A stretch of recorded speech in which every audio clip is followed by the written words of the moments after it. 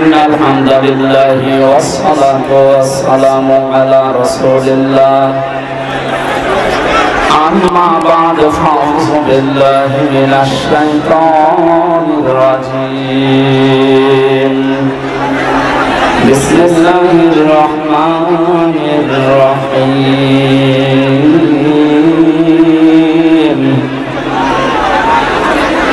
ونريد أن نمن على الذين استضعفوا في الأرض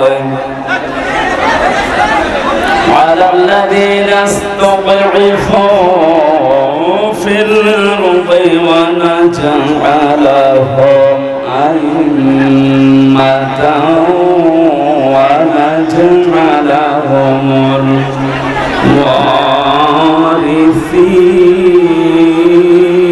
الوارثين صدقت يا ربنا وقال تعالى في شان حبيبي لقد كان لكم في رسول الله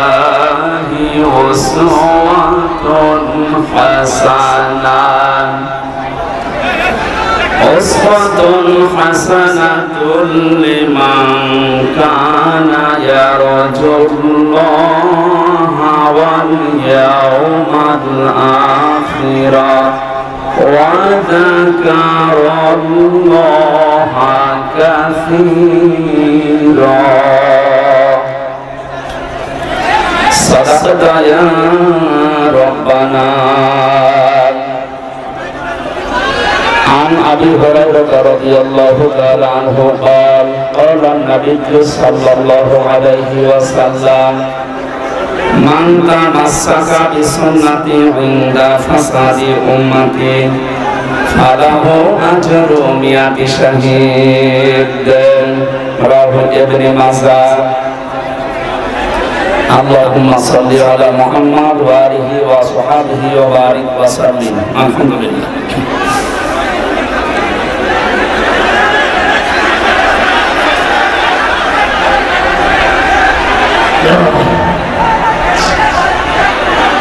কথা বন্ধ করেন যা করবেন করেন কথা বন্ধ কি করা যাবে আগে থেকে এগুলো না করে এখন বলছেন মানে জহরের পর থেকে তো অনুষ্ঠান আরম্ভ হয়েছে তখন আপনি কিছু করতে বলেন এখন ডিস্টার্ব হবে না এমনিতে সময় আছে 1 ঘন্টা কথা বন্ধ করা লাগবে এমন কিছু করার নেই যেখানে যা আছে ওইভাবে থাক কিছু করার নেই ঝামেলা করলে 5 মিনিট লস হবে চুপ করেন দেখতে না পেলে শুনতে পাচ্ছেন না ওইভাবে শোনেন এই অবস্থা কখন বৃষ্টি নেমে যায় ঠিক নেই বাংলাদেশের ঐতিহ্যবাহী জেলা জামিলনগর কেন্দ্রীয় জামে মসজিদের উদ্যোগে সরকারি আজিজুল হক কলেজ নতুন ভবন ময়দানে মহাবিশ্বের মহাবিশ্বর আমাদের আদর্শ আমাদের নেতা মুহাম্মদুর রাসূলুল্লাহ সাল্লাল্লাহু আলাইহি ওয়াসাল্লামের জীবনের বিভিন্ন অংশের আলোচনা বিশেষ করে যে বিষয়গুলো নিয়ে বাংলাদেশ ভারত পাকিস্তান এই 3টা দেশে ভেজাল লেগে আছে আমরা এগুলো নিরসনের জন্য আজকের আলোচনার আয়োজন সিরাতুন নবী সাল্লাল্লাহু আলাইহি ওয়াসাল্লাম এই অনুষ্ঠানের সম্মানিত সভাপতি জামিলনগর কেন্দ্রীয় জামে মসজিদের শ্রদ্ধাভাজন সভাপতি জনাব অধ্যাপক আসাম আব্দুল মালিক আতালাল্লাহু উমরাহু ওয়া বারাকাল্লাহু ফি হায়াতি সহ সভাপতি স্টুডেন্ট ওয়েলফেয়ার ফাউন্ডেশন বগুড়ার মহাপরিচালক জনাব রেজওয়ানুল ইসলাম এতক্ষণ পর্যন্ত যারা আলোচনা রেখেছে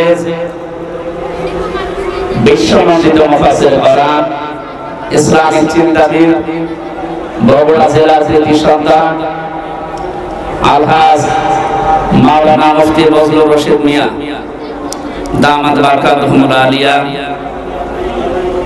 এখানে উপস্থিত আছেন জনাব শফিউল আলম শাফি, জনাব অধ্যক্ষ মোহাম্মদ এরশাদুল বারী এরশাদ সাহেব, মঞ্চে বসা অত্র এলাকার সর্বজন শ্রদ্ধাভাজন ব্যক্তিবর্গ। আমি অনেকের নাম জানি না, একবারে দোয়া করছি ওয়ারফা'না লাকা যিকরাক, বলেন আমিন।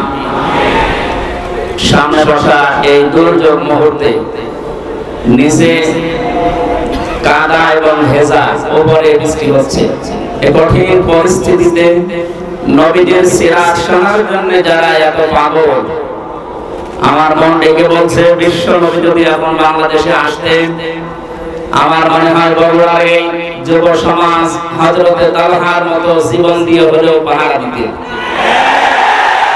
এই দৃশ্যটা আল্লাহ যেন আরশ থেকে দেখে এ জেলার মানুষদেরকে বিশ্ব নবীর আশিক হিসাবে কবুল করে। ধর্ম, জাতি, বর্ণ, ধর্ম নির্বিশেষে মুহাম্মদুর রাসূলুল্লাহ সবার জন্য রহমত ছিলেন।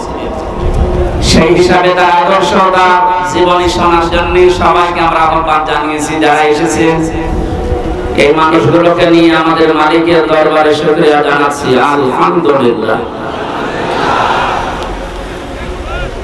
বাংলাদেশ দ্বিতীয়বার স্বাধীন হওয়ার পরে আমরা শুনছিলাম দর্শকের মুখ থেকে বৈষম্য বিরোধী ছাত্র আন্দোলনে যারা জীবন দিয়েছে, আপনাদের এই পাশে বিভাগ রংপুর, এটা তো রাজশাহী বিভাগের ভেতরে, পাশের বিভাগ রংপুরের কৃতি সন্তান বীর সন্তান শহীদ আবু সাঈদ, কিছুদিন আগে গিয়েছিলাম তার কবরে। তার বাবা বলছিল যে ছোটবেলা থেকে প্রতিবাদী, মুসলমানদের এইটাই হওয়া উচিত। আমরা তো বিড়ালের জাতি না, আমরা সিংহের জাতি, আমরা প্রতিবাদী।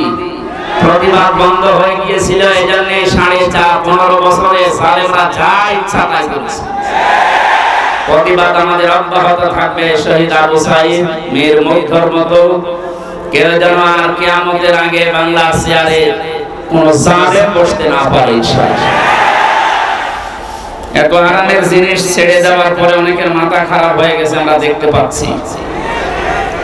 এক লোক ঊর্ধ্বশ্বাসে দৌড়াচ্ছিল, ছেলের সাথে দেখা রাস্তায় ডাক দিয়ে বলছে, আব্বা তুমি কোথায় যাও? বড় বড় ভাই চুপ কর। ভাই মানে বাড়িতে যে বলছে, আম্মা আমি আর দুনিয়ায় বাঁচবো না। কেন? আব্বা আমাকে রাস্তায় মানুষের সামনে ভাই বলে ডাকবে। মহিলা বলছে, কি এত বড় ক্ষমতা তোর বাবার? ও বাড়িতে আসে। বাড়িতে আসার পরে জিজ্ঞাসা করছে, ও তো তুমি নাকি রাস্তায় লোকের সামনে ছেলেকে ভাই বলে ফেলেছো? মা গরু হারালে হয়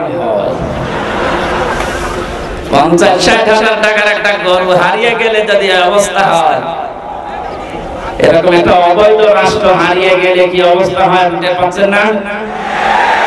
মাথা এখনো ঠিক হয়নি। এই জন্য গতকাল কেউ বলেছে আমি পদত্যাগ করিনি। পদত্যাগ করে নিয়ে এই ভিডিও কি বানানো নাকি?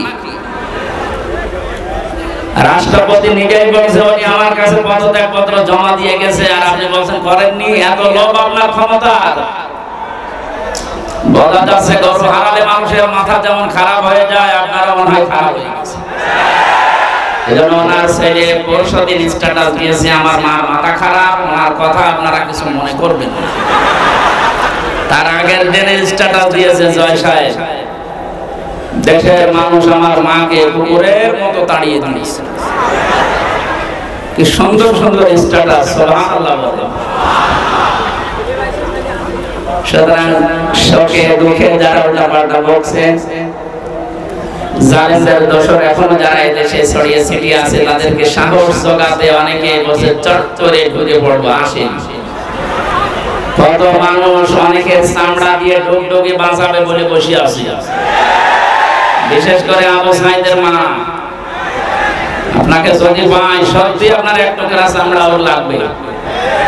বহু মানুষ এরকম যারা অনেক কিছু হারিয়েছে, আশায় আছে। আমরা দেখতে পাচ্ছি এদেশের অনেকে এখন একটু সুর লাগিয়েছে যে ওনাদেরকে সামনে আনতে দিন। এটা কিন্তু একটা টোপ, ভুলেও আপনি টোপ গিলবেন না। যদি বাইরে আসেন, এই যে জনপ্রশাসন মন্ত্রণালয়ের যিনি কালকে ধরা পড়েছে, ও মনে করেছিল যে সব সহজ হয়ে যাচ্ছে, যে বের হয়েছে দরবেশের মতো ধরা পড়েছে। আশা করছি আপনি ভুল করবেন না। কোরআনে কারিমের এই অনুষ্ঠানে যেহেতু নবীর জীবনী শোনার জন্য আমরা এসেছি, এই পৃথিবীতে শ্রেষ্ঠ অনুষ্ঠান দুইটা, কোরআনের আলোচনা আর নবীজির আদর্শের আলোচনা। এর উপরে দুনিয়ার কোনো উত্তম আদর্শ, উত্তম আলোচনার অনুষ্ঠান নেই। এটা এখন ইবাদত চলছে, যে ইবাদতে কষ্ট বেশি হয় ওই ইবাদতে সওয়াব বেশি হয়। এই জন্য যেহেতু দুইটা অবস্থা, নিচে ভেজা উপরে বৃষ্টি পড়ছে, কঠিন অবস্থায় যারা আসলাম বলেন আলহামদুলিল্লাহ। দরুদ আর সালাম পড়ছি আমাদের নবী মুহাম্মদ রাসূলুল্লাহ সাল্লাল্লাহু আলাইহি ওয়াসাল্লামের প্রতি। অবস্থা ভালো না, এটা আমি খুব তাড়াতাড়ি করছি। কোরআনে কারিমের 6666 আয়াত থেকে মাত্র দুইটা আয়াত পড়েছি। সূরা কাসাসের 5 নাম্বার আয়াত, সূরা আহজাবের 21 নাম্বার আয়াত। আমরা দুইটা আয়াত থেকে, বিশেষ করে যেহেতু এটা সিরাতুন নবী সাল্লাল্লাহু আলাইহি ওয়াসাল্লাম মাহফিল, সেই হিসাবে সূরা আহজাবের 21 নাম্বার আয়াতটা বেছে নিচ্ছি। সূরা কাসাসের যে সুসংবাদটা, এটা আপনাদেরকে শোনাতে চাই। আল্লাহ পাক বলেন, নুরিদু আন নামুন্না আলাল্লাযীনা ইসতাদঈফু ফিল আরদি ওয়া নাজআলাহুম আইম্মাতা